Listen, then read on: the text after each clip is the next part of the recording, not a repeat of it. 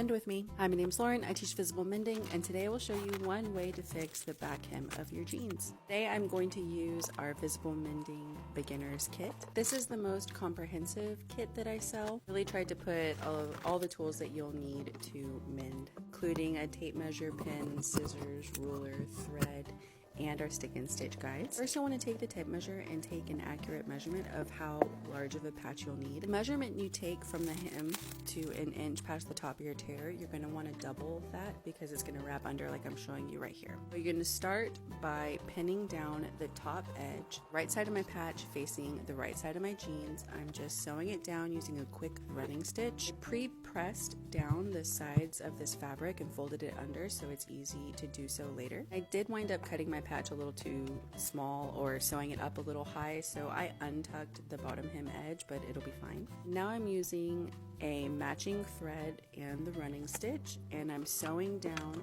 using the running stitch both sides of my patch. So the top seam is sewn and the two edge seams are sewn. And now I'm going to use the stick and stick pattern in the 1/4 inch grid. I'm cutting it to the size that I need. I'm going to use the scrap part to match up and finish my grid.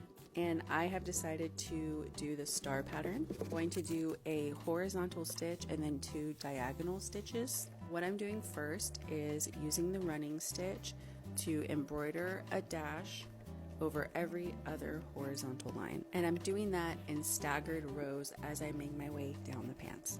This first row is pretty hard to embroider because I have doubled up patch denim and I'm sewing through my pants denim. Parts in the middle were a little easier to get through. The parts on the hem were pretty difficult. Now that all my horizontal rows are completed, I am drawing myself a guide for the diagonal. Started to do the diagonal by myself without a guide and it was just getting messy. You can use the pin provided in the kit, but you do not want to do this with a regular pin. Fabric marker or pencil or the pin provided is what you want to use. Ink is going to bleed through the stick and stitch pattern. Went ahead and gave myself guides diagonally to going to the left and going to the right. All I'm doing is embroidering all those lines. So I'm making a dash covering every single horizontal line I stitch. And what the running stitch essentially is doing is making a stitch on top of the fabric and a stitch on the bottom of the fabric. So what it should look like is the stitch on the bottom of the fabric should be about 1/3 or 1/2 the length of the stitch on the top of the fabric. I'm turning over, the dashes are very small, but you'll notice the horizontal dashes are longer.